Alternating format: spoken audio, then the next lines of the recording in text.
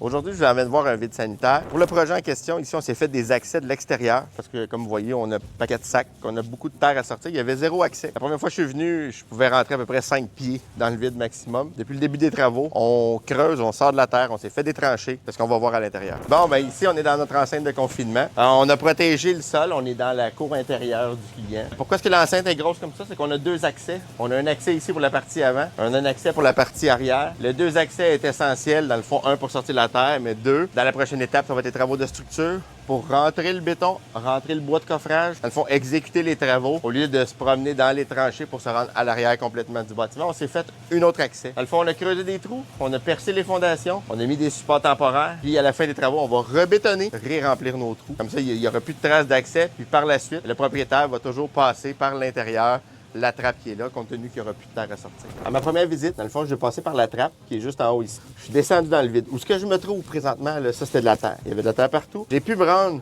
jusqu'à la chaufferette. C'est le maximum que j'ai pu voir. Depuis qu'on a débuté les travaux, tout ce qu'on voit comme excavation, tout l'espace qu'on a, c'est nos équipes qui ont fait ça.